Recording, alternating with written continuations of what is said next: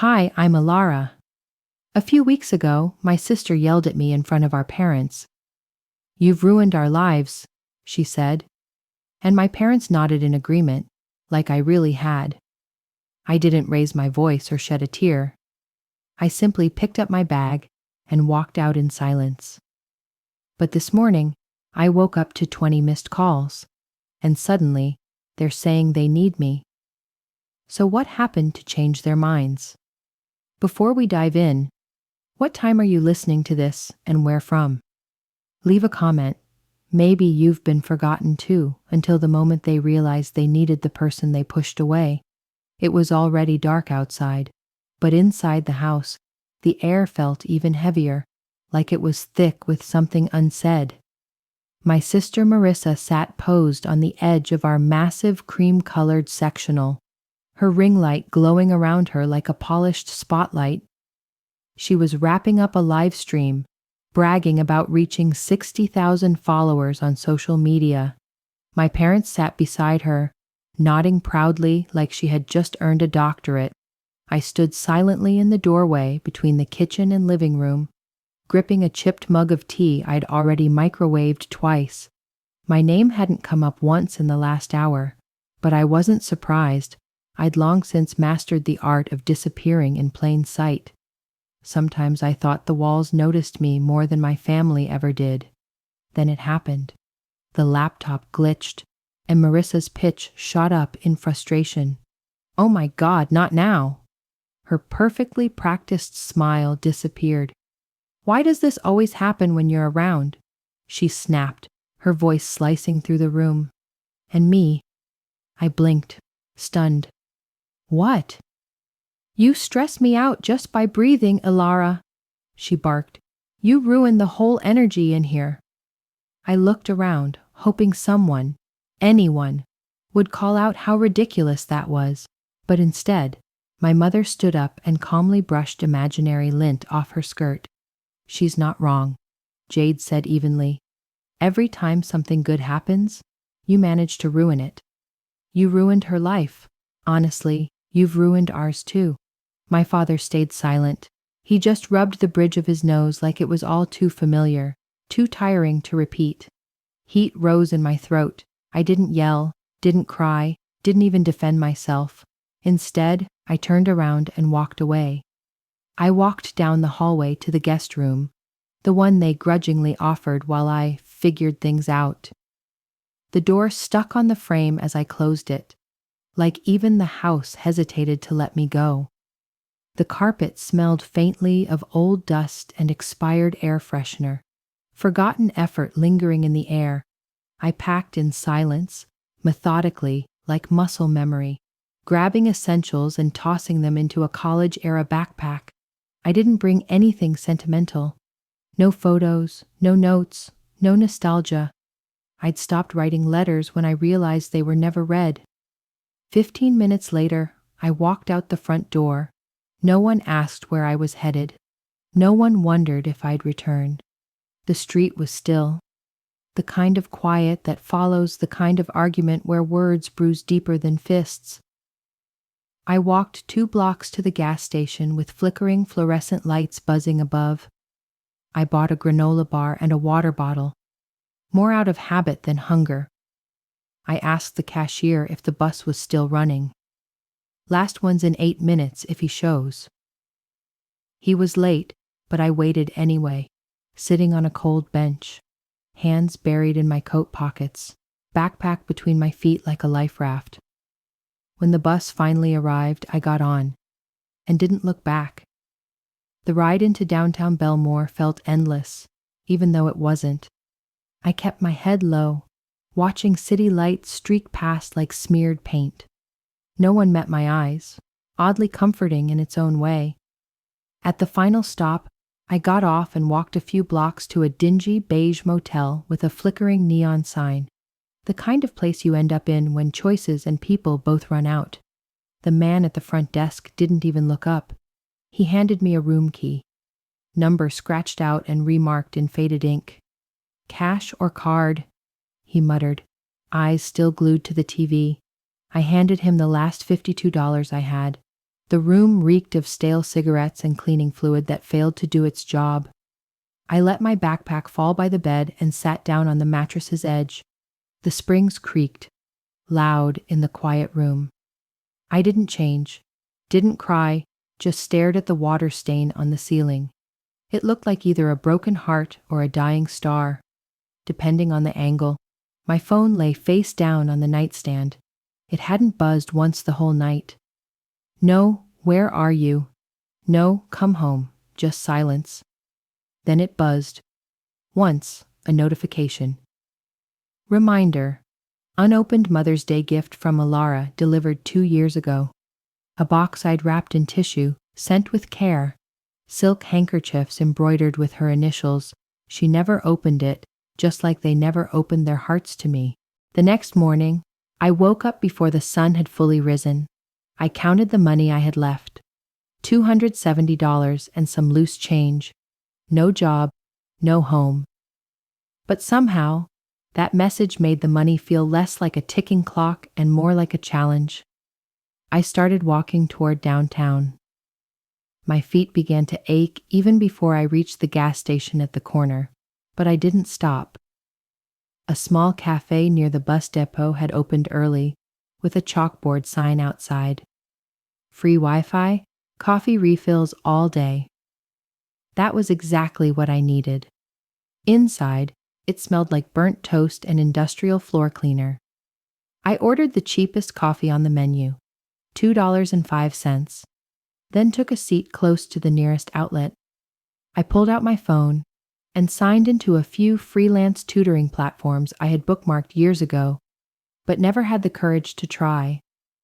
One of the platforms still had my old profile saved.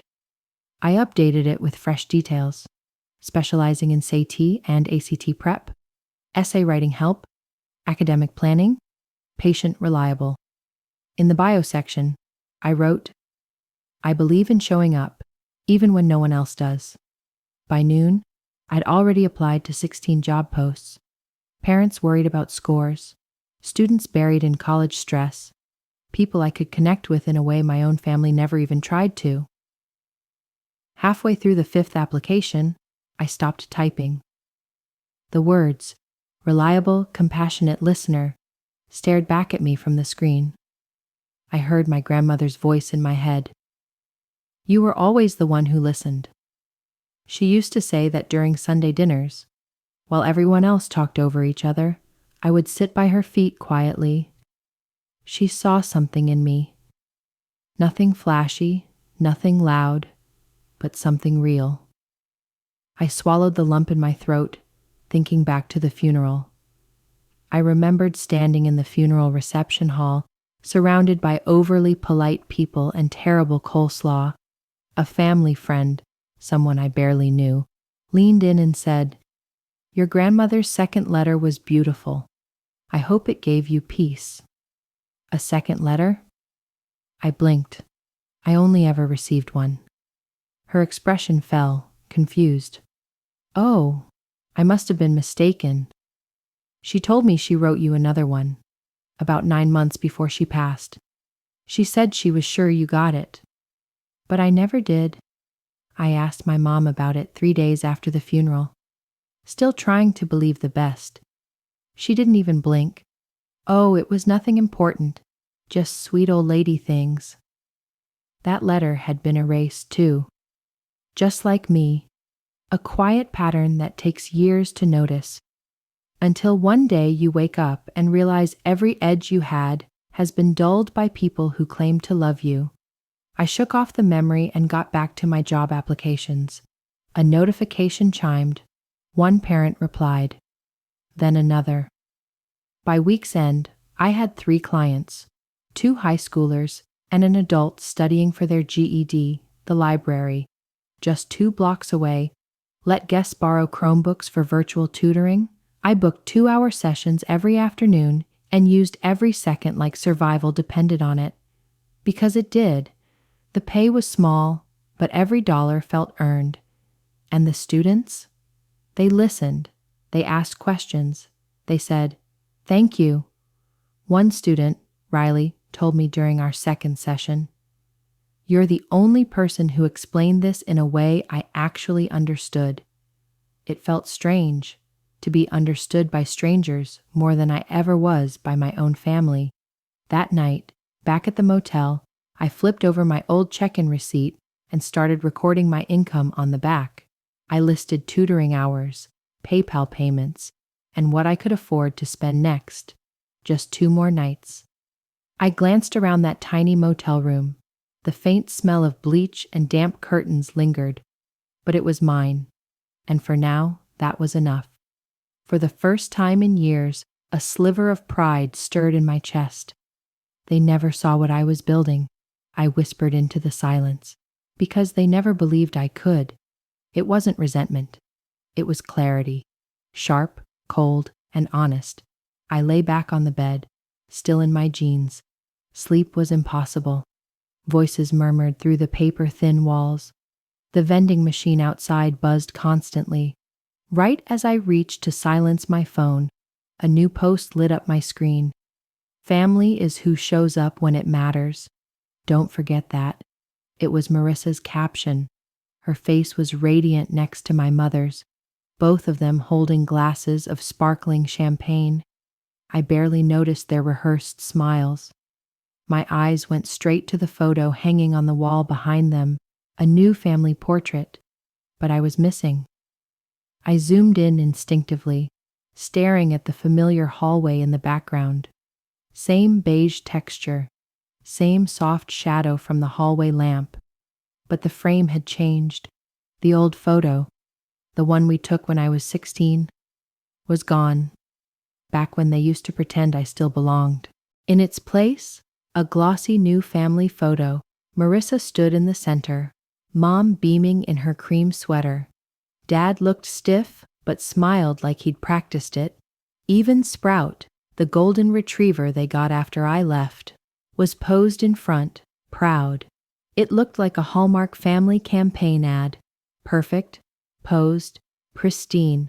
Except I wasn't in it. Not a name, not a trace. Just a carefully cropped life with the messy parts cut out. I didn't cry.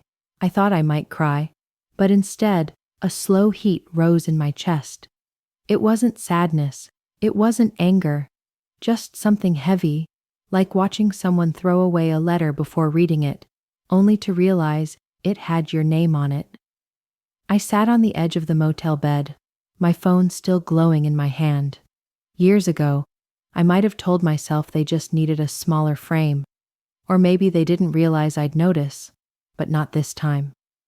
This wasn't an oversight. It was intentional. I'd been erased, not just emotionally, not symbolically. Literally, I scrolled through more of Marissa's photos. Throwback to the good old days. Family dinner last Sunday, grateful for my tribe. In every photo, I was either barely in the shot or cropped out completely. And now, I was simply gone. A wave of memory crashed over me. I was 9, standing on a stool during the church group photo so I wouldn't be too short. Everyone laughed when Marissa joked, "Ella Rain always looks like she photobombed us." Mom half defended me.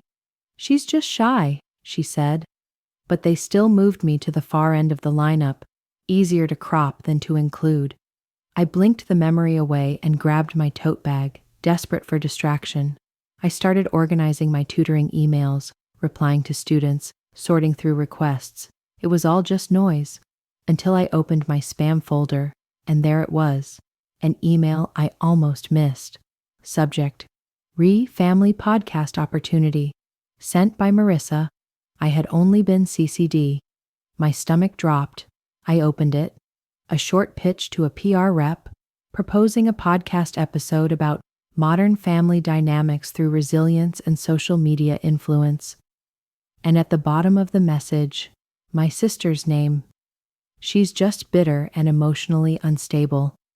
There's a reason we don't speak. I don't want her involved.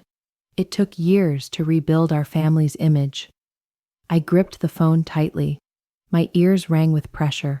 I read that sentence 3 times, each word louder than the last. Bitter, unstable, rebuild. I didn't cry. I didn't shout. Instead, I took a screenshot, then another. The next morning, I printed the email at the library and taped it to the motel wall. Right beside Grandma's letter, the two pieces of writing sat side by side. Like a before and after, one believed I could build, the other believed I didn't matter. I picked up a pen. On the motel notepad, I began to map everything out. Dates, comments, quiet erasures, dismissals, every behind-the-back insult, now finally in writing. It no longer felt petty. It felt necessary. Later that week, I got a message from an SAT tutoring group in Dallas. They liked my profile and offered me virtual sessions. $75 per student. I hadn't seen numbers like that in years. It meant I could stop living on dollar coffee and thin hope. I accepted the offer.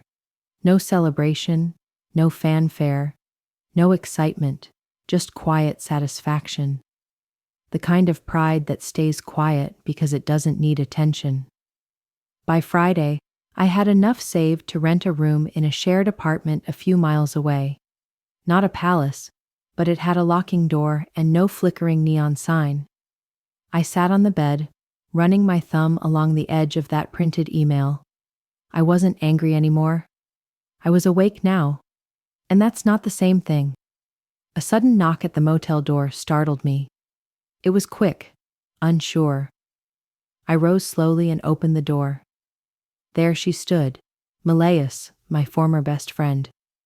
Her face was thinner, worn down by something.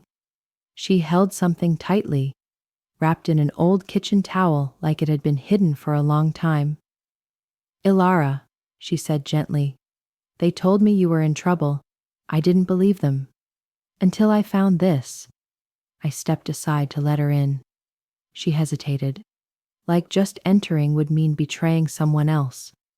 She held out a small envelope, the kind I used to buy in packs from the shop near the library. My name was written on the front, in my own handwriting, soft and round, like I hadn't written in months.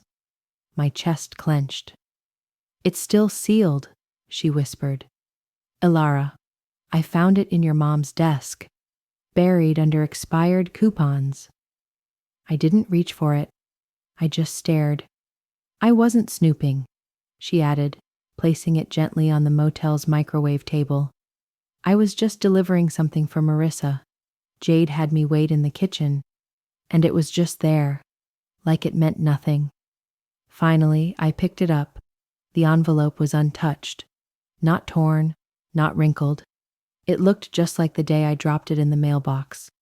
Last year, for my mother's birthday, I'd saved up for weeks to buy her a gift card to her favorite cafe and wrote a letter about second chances, healing, and hope. She never opened it. Malaya sat down across from me, her lips parted, but no words came. I slipped my fingernail under the flap. It opened without resistance. I pulled out the card and the folded pink letter. "Mom, if there's still room for me in your heart, I'd love to sit there again. I'm not asking for everything, just a phone call. I miss our Tuesday talks. I miss you, love, Ilara." I read it again and again, then folded it carefully. I couldn't say a word. Even my words weren't worth opening or throwing away. Just stuffed under old coupons, forgotten like a losing lottery ticket. Malayas finally spoke. "That wasn't the only thing I found." She reached into her bag and laid a few printed pages on the table. "It's Marissa's new site, Success Academy, or whatever she's calling it now. I used to help you build content like this. I know you're writing anywhere." I skimmed the first page, then another. My chest tightened. She stole it all. The introduction, the assessment rubric I spent months perfecting, even my diagrams, same layout, same colors, but now it wore her name, her face, her brand. "She told people you gave it to her," Malayas added, her voice low. I knew instantly it was a lie. I let out a short, empty laugh, one that never made it past my chest. Even my sidebars, I whispered. Even the section headers. My voice trembled, but I didn't move, like shifting would make the betrayal feel even deeper.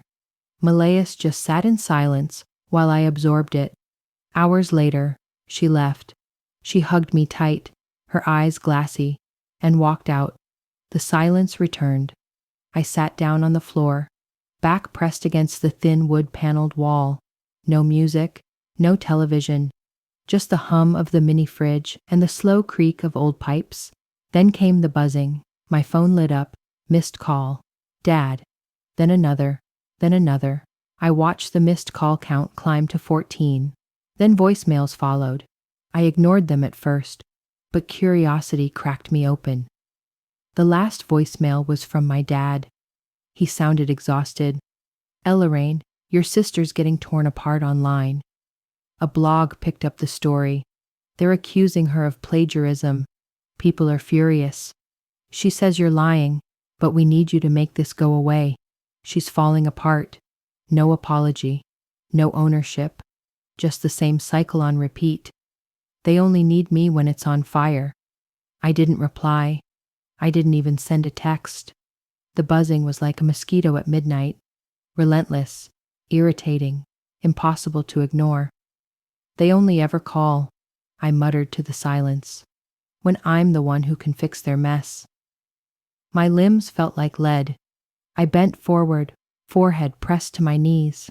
I still hadn't cried. But this feeling, it wasn't tears. It was something heavier, slower, sadder. I opened my laptop and hovered over the folder labeled Curriculum Archive. My finger hovered over delete. Maybe I should delete it all. Let it go, the way they let go of me. But then I saw it, a folder I hadn't touched in years, titled Grandma Legal. I clicked it open. Inside was an old scan, a file I barely remembered saving. It read, Will Ella Ran. I opened it, clear as daylight, my grandmother's signature, her handwriting.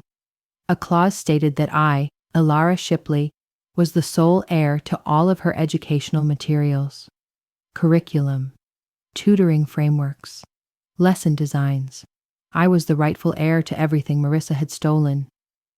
And the proof had been here, hidden for 5 years. The next morning, the weight of that scanned file still lingered. I sat staring at it as sunlight crept through the dusty blinds of my tiny apartment, lighting up the edge of my computer screen like a divine spotlight. The words were there, bold, legal, stamped and signed in my grandmother's neat handwriting. All intellectual property and educational materials developed or co-developed with Elara Shipley shall remain under her sole ownership. She had protected me, quietly, legally, and my mother had completely ignored it. As I sipped lukewarm coffee from a chipped mug, my phone buzzed again. Another voicemail, the second one that morning. I didn't want to listen, but my thumb hovered over the play button anyway. I was already spiraling anyway. What harm could one more message do? Jade's voice this time was softer. Oh, Elleraine, please, don't let the family fall apart. Your sister's career is hanging by a thread, she said, the family. But I knew exactly who she meant. The ones who had replaced my photos, my name, my presence. The same people who left my letter buried in a drawer like trash. Then another voicemail came through, this time from Marissa. Her voice cracked with panic. You're bitter. You've always been bitter. We gave you everything, and this is how you repay us? I could almost picture her pacing in some perfectly curated room, mascara running, blaming me like always. We gave you everything, she said. What a joke, I whispered into the silence. You erased me, and now expect me to save you? My hands didn't shake as I printed the will. No theatrics, no tears, just calm, sharp clarity. I pinned it on the wall beside the email screenshot and Grandma's old faded note. One was typed, one printed, one handwritten. but all told the same truth: they had erased me. And now they wanted me to rewrite myself into the story, just to clean up their chaos. I stared at that wall for a long, long time. By lunchtime, my mind was made up. I searched for an Austin-based intellectual property lawyer and scheduled a quiet consultation. I arrived with my printed documents and explained calmly, "I'm not asking to sue," I told her. "Not yet. I just want this on record, verified, filed, and official. I want official, recognized ownership." The lawyer, Margot, in her 50s, raised an eyebrow after reading the will. "You don't need a lawsuit to reclaim what's yours," she said, tapping the page. "You just need to file notice." I walked out of her office with the paperwork in hand, sunlight on my shoulders, and something I hadn't felt in years: control. But peace? That didn't stick around. That night, someone knocked. 3 sharp, familiar knocks. I looked through the peephole and froze. Jade, Charles, and Marissa stood outside. I opened the door, but didn't let them in. We stood in the narrow hallway. The air between us felt like glass, brittle, tense, one word away from shattering. Jade looked worn out. Her lipstick had faded, her hands slightly shaking. Charles was silent. As always, Marissa's eyeliner was smudged. Her polished image was unraveling, and she knew it. "We made mistakes," Jade began softly, her hands wringing nervously. "We know," she said. "But family is about forgiveness." I didn't flinch. "No," I said calmly. "Family meant not tossing my letters in the trash. It meant opening my birthday envelope. It meant including my name in your thankful for my family posts." Jade lowered her gaze. I turned to Marissa. She looked at me like a child caught in a lie, unsure how to apologize. This time, I stepped back and told them, "I'm not here to clean up your disaster." I didn't slam the door. I didn't scream. I simply shut it. One click. One lock. Done. That night, after rinsing off the tension and sipping chamomile tea, I opened my inbox and froze. A bold red warning flashed. "Your professional website has been flagged and temporarily suspended for copyright violations." I clicked for more info. Someone, anonymous IP, had filed claims against the very curriculum I created. My stomach dropped. They were coming for me, not with insults, but with legal documents. One more attempt to erase me. Only this time, they used the law, but they didn't realize. I was ready now. By the time I woke up, the sky outside was already overcast, gray and heavy, the kind of morning where the light presses on you instead of lifting you. I grabbed my phone by instinct, expecting tutoring updates or calendar alerts. Instead, I was greeted with a red banner, "Copyright violation flagged." I sat up straight, heart racing but hands calm. Another notification, then a third. Same subject, "Urgent copyright claim pending." At first, I assumed it was a glitch, maybe a bot. But when I clicked the claim details, my blood turned to ice. Proprietary content used without permission. No sender's name, just an anonymized IP linked to the complaint. But Margot, my lawyer, had already traced it. She called me within the hour. "It came from Marissa's branding agency," she said. "This isn't random." I didn't scream.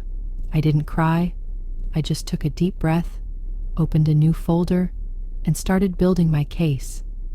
I captured screenshots of every page, every time-stamped lesson, every outline and diagram I'd ever made. I pulled up my grandmother's will, highlighted the clause granting me full intellectual property rights. I even included early drafts I'd saved to the cloud. Dated before Marissa's business even existed, I wrote the counterclaim in the calm voice of someone who no longer needed to prove her worth. "I don't scream anymore," I typed to myself. "I document." That same afternoon, I sent a clear email, not just to the platform board, but to every client and professional contact I had. No theatrics, no drama, just a calm, professional explanation. In light of recent confusion, please find attached the original materials, timestamps, early drafts, and my legal rights to the content, verified by notarized family documents. Thank you for your continued trust. Within minutes, replies started coming in. Most were encouraging, some were surprised, but one message made me freeze. A mother from Houston wrote, "Your program saved my daughter's future. Please, don't let them take this from you." I printed that one, taped it beside my grandmother's will on the wall. One paper born from legacy, one from labor. Together, they made something undeniable. By evening, the storm began. But for once, it wasn't mine. Marissa posted a vague, passive-aggressive update on her page. Funny how people rush to claim credit once the heavy lifting is done. But this time, the internet didn't fall for it. Within an hour, an ex-intern leaked screenshots, timestamps, chat logs, receipts, all traced back to me, dated, documented, undeniable. The comments turned on her within minutes. This is classic erasure. Why is Elloraine's name missing everywhere? You all fall for the family image too quick. I stayed silent. I didn't have to speak. I sat on my old couch, tea in hand, laptop on my lap, not anxious, grounded. Then around 10 p.m., Margot called. "Ellorraine," she began carefully. "Don't panic." "Go on," I said. "Her team just filed for an emergency injunction. They want to shut your site down permanently. Also, your name is trending in a Reddit thread, not in a good way." So that was their move. Not an apology, but an ambush. I set down my tea and stared at the wall of truth I had built. This wasn't just personal. It was public, and it was war. The next morning, I didn't check my inbox first thing. I brewed coffee, listened to the kettle hiss, and finally exhaled. I opened the window slightly, letting in a sharp breath of morning cold. Only after that did I open my laptop. The subject line glared back. "Formal injunction filed, cease and desist under court review," Margot warned me. Still, reading it in print shook something loose in me. This wasn't about questioning my work. It was a hit meant to erase me. Below the email, the injunction, my name, my curriculum, my students. Frozen, at the same time, a Reddit thread started going viral. At first, I resisted, but curiosity, or defiance, won. My sister stole everything and turned the family against me. The username was fake, but the wording, pure Marissa. She painted herself the victim, cast me as the bitter sister seeking revenge. The comments? Brutal. Who does this to their own blood? Ungrateful, petty, all this just for attention. I nearly clicked out. Nearly, but then I saw a single comment buried deep. Funny how receipts surface when the loud ones go too far. That one line froze me. I had every receipt, every file. I acted immediately. I opened my webcam. No filters, no makeup, no edits. Just truth. I didn't plead. I didn't rage. I simply spoke. I placed the will on camera and read the clause. The one that proved it was mine. I showed the signed page, screen shared the original curriculum drafts, timestamps, and side-by-side proof of how she rebranded my work. Then I revealed the emails, from her agency, from her PR team, every trace of my name erased. When I was done, I looked into the camera. "They say silence is strength," I said softly, "but truth deserves a voice. This is mine." No music, no edits, no begging for sympathy. I uploaded it and let it speak for itself.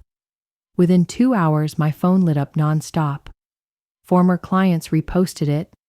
"She helped my son pass GED. No one else would help my daughter, but she did. She's why my kid made it to college." A former colleague posted my original slides. A stranger on TikTok stitched the clip. calling it quiet power. Reddit mods flagged the original post as misinformation and shut down comments. The tide was turning, slowly, but clearly. That night, my mother left a voicemail. Her voice wasn't performative, just weary. "We're sorry, not for all of it. Maybe not yet, but we're sorry for letting it happen. You didn't deserve that, Alara." She didn't ask me to respond, and I didn't. That little girl inside me, the one who waited since age 9 to hear that, didn't leap. She just listened, let it land. Hours later, a knock came at my door. No one had warned me they'd come. I opened the door to a delivery guy holding a small box and a clipboard. "Certified," he said. "Signature needed." I signed, closed the door, sat on my bed, and opened the seal. Inside was one envelope. Legal cream stock from Marissa's lawyer. I opened it. Settlement enclosed, full rights and name restored. If you agree never to speak of it again. They wanted a deal. Silence in exchange for closure. But they miscalculated. Silence doesn't protect them now. It just earned my answer. The 6-figure check didn't shake in my hands. It was weighty, but my fingers didn't flinch opening the NDA. Drop all claims, erase the truth, stay silent forever. It looked like peace, but it reeked of power play. I read it twice. First, as the woman who once doubted her worth, then as the woman who didn't need permission to speak anymore. Then I fed the offer into my shredder and let silence shred itself. That afternoon, I posted one final message. No video, just one image. My name, my work, and the truth. You don't owe silence to people just because you share blood. I won't be paid to disappear from a wound they made. By sundown, the message had spread. Women from everywhere.